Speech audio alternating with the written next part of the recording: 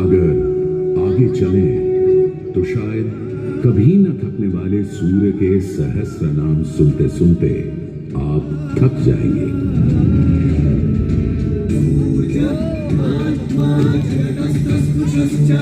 हमारी सभ्यता के सबसे पुराने और आधारभूत ग्रंथ ऋग्वेद के पहले मंडल में ही सूर्य का बखान करती हैं ऋचाएं, और सूर्य से मिली अग्नि से ही शुरू होती है ऋग्वेद की पहली ऋचा अग्नि, जो सूर्य के प्रकाश और ऊष्मा में थी।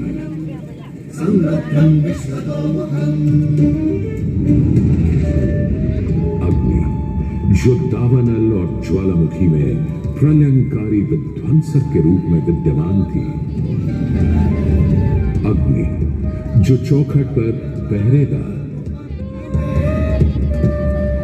तथा चूल्हे में एक मित्र के रूप में भी मौजूद थी।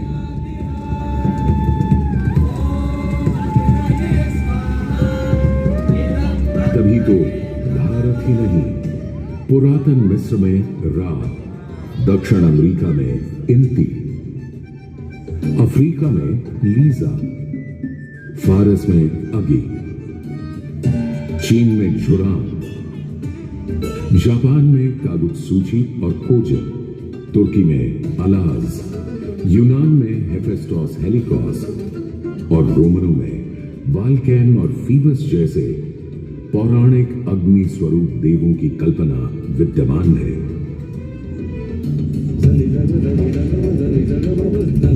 भारत में मान्यता है सूर्य ऋषि कश्यप और अदिति का पुत्र है। कहते हैं जब सूर्य की शादी विश्वकर्मा की पुत्री संजना से हुई तो संजना उसकी चमक से इतनी परेशान हो गई कि पिता विश्वकर्मा को छाया का निर्माण करना पड़ा, और तभी से चल रहा है सूरज की रोशनी के साथ धूप छांव का खेल। उन्होंने सूर्य के कुछ टुकड़े काटकर उसी से गढ़ दिए थे भगवान विष्णु का चक्र, शिव का त्रिशूल, कुबेर की गदा और कार्तिकेय का भाला। किंतु इतना होने के बाद भी सूर्य बिना रुके अपने 7 श्वेत अश्वों के रथ पर आरूढ़ आकाश की परिक्रमा करता ही रहता है, करता ही रहता है। असल में हमारे मानव बनते और 2 पैरों पर खड़े होते ही हम समझ गए थे सूर्य का प्रचंड प्रताप और प्रकाश, उसकी जीवनदायिनी शक्ति। हर पल बदलते संसार में, हर रात घटते बढ़ते चांद वाले आकाश में केवल एक सूर्य ही है जो हर रोज सही समय पर उदय होकर हमारी दुनिया को जगमग, जागृत और जीवित कर देता है और हमें एक अवश्यम भावी स्थायित्व का आभास देता है।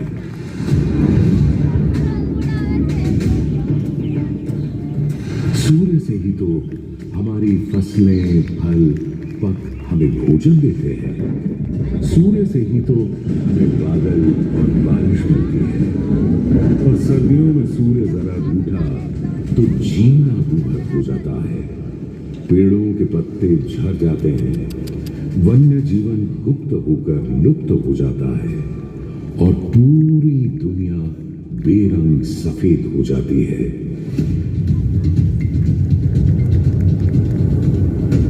सूर्य ही तो सारे संसार को ऊष्मा, ऊर्जा और ओज से ओतप्रोत करता है।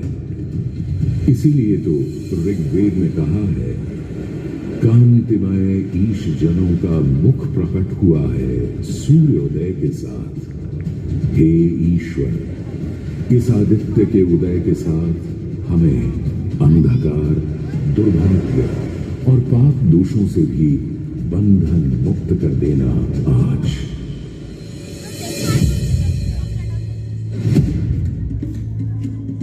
और अगर ग्रहण के समय सूर्य कुछ क्षणों को लुप्त हो जाए तो सारे संसार में हाहाकार मच जाता है।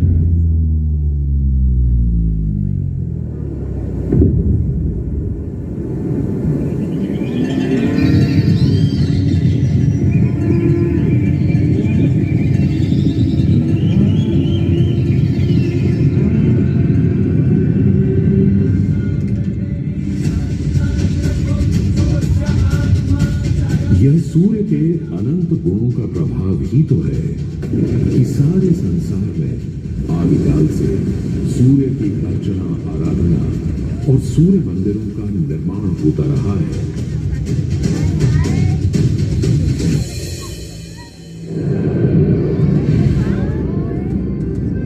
दक्षिण अमेरिका के इंका काल के सूर्य उपासना स्तूप, मिस्र के रामसेस मंदिर परिसर में स्थित सूर्य मंदिर,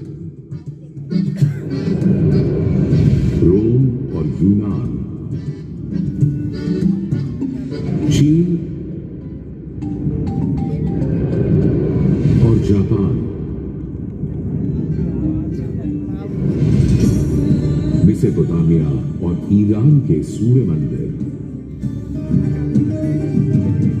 और भी दुनिया भर में न जाने कितनी सभ्यताओं ने अपनी अपनी तरह की सूर्य उपासना और मंदिर परिसर देखे हैं।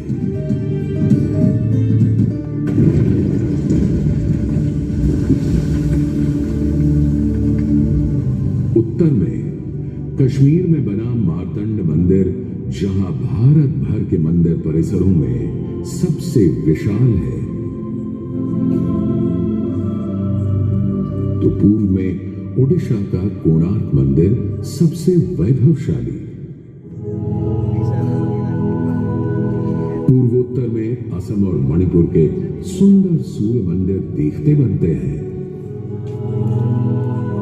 तो दक्षिण में तमिलनाडु, केरल, कर्नाटक आदि के सूर्य मंडप अपनी अलग छटा रखते हैं।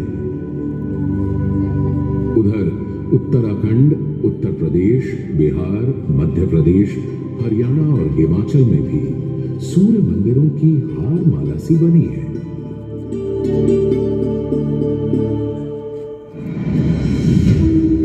किंतु यदि मैं कहूं कि देश के पश्चिम में, अपने गर्वी गुजरात में, अपने इस मोढेरा में सदियों से स्थित आपके सामने खड़ा यह सूर्य मंदिर संसार का सबसे विलक्षण, विचित्र, वैविध्यपूर्ण, सुंदर, सुरूप, सुघड़ और सुघर मंदिर है, यह अतिशयोक्ति नहीं होगी।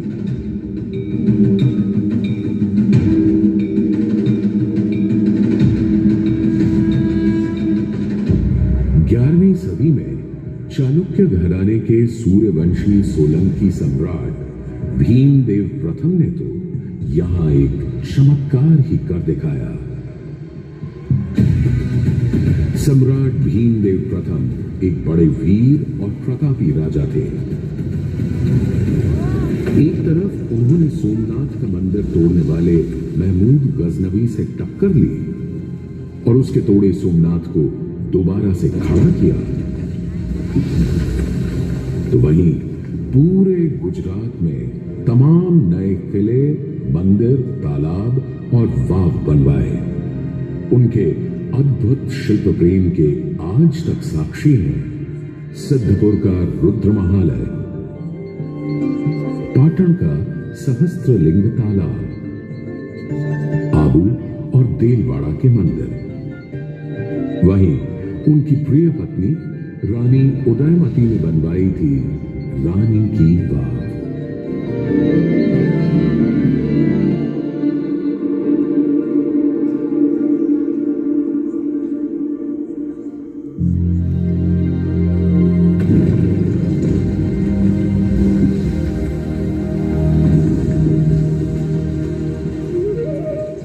किंतु इन सारे स्थापत्य और शिल्प के नमूनों से कहीं ऊपर था राजा भीमदेव का पुष्पावती नदी के किनारे सन 1026-27 में करवाया इस सूर्य मंदिर का निर्माण। मेहसाणा से 20 किलोमीटर दूर बने इस मंदिर में आज नदी भले थोड़ी दूर चली गई हो, पर मंदिर के ठीक सामने बना सूर्य कुंड इस सुंदर परिदृश्य में पानी की कमी खलने नहीं देता। सूर्य के प्रकाश पुंज और जल का यह खेल पूरे परिसर को तरंगित और झंकृत करता रहता है।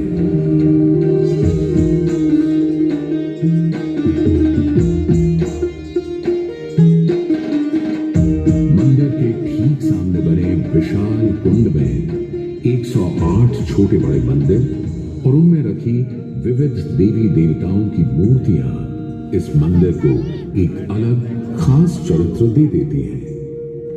इसका एक और नाम है रामकुंड, और क्यों ना हो, जबकि यहां विस्तृत धर्मारण्य वन क्षेत्र में ही श्री राम ने मोढेरक का निर्माण करवाया था।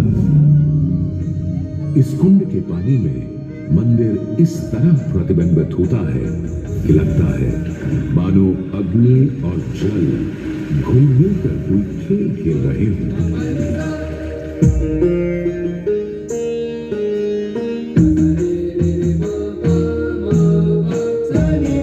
तालाब की तरफ से सीढ़ियां चढ़ते ही एक सुंदर तोरण आपका स्वागत करता है। तोरण से होते हुए जैसे ही आप मंदिर के पास पहुंचते हैं, एक नया संसार सामने आ खड़ा होता है।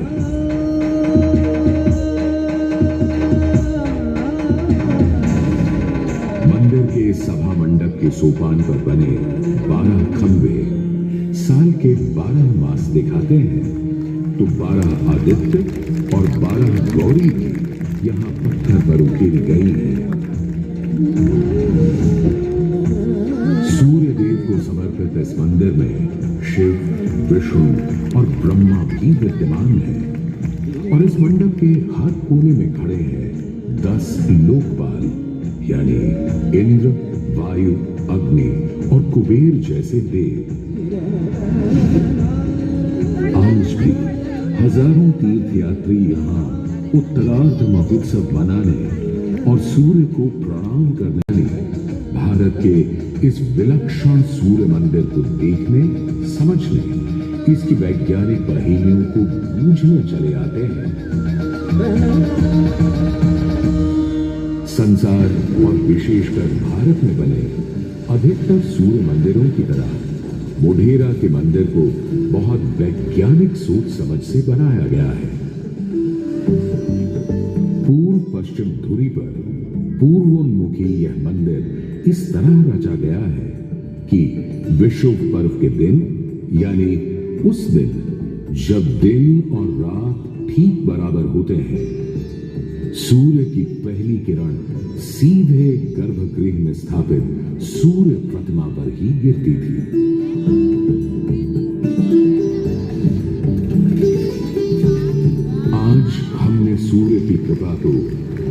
अलग तरह से भी बटोरना, सहेजना और संभालना शुरू कर दिया है, सोलर पावर या सौर ऊर्जा के रूप में।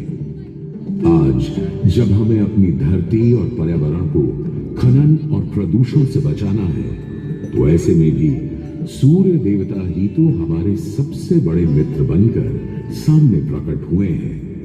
यहां बैठकर जो शो आप देख रहे हैं, वो भी दिन में इकट्ठी की गई सौर ऊर्जा से ही चल रहा है।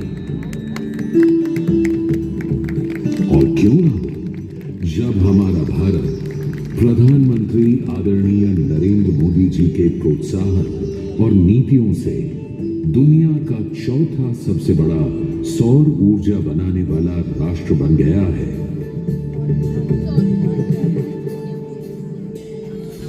गुजरात देश का पहला राज्य है जिसने सौर ऊर्जा को ध्यान में रखते हुए नीतियां बनाई, निर्णय लिए। हमने नहरों तक पर सोलर पैनल लगा दिए और जिसकी चर्चा विदेशों में तक में हुई।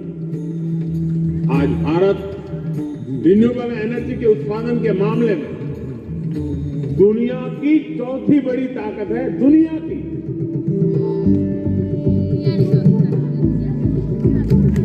आज भले ही इस मंदिर से सूर्य की मूर्ति हट गई हो, पर सूर्य ने अपनी कृपा दृष्टि कभी हमारे संसार से नहीं हटाई। हम तो बस मोढेरा के सूर्य मंदिर में फिर आए और कवि प्रदीप की लिखी इन पंक्तियों से आकाश में विद्यमान सूर्य से गुहार लगाए कि जगत भर की जिंदगी के लिए, करोड़ों की रोशनी के लिए सूरज रे जलते रहना, सूरज रे।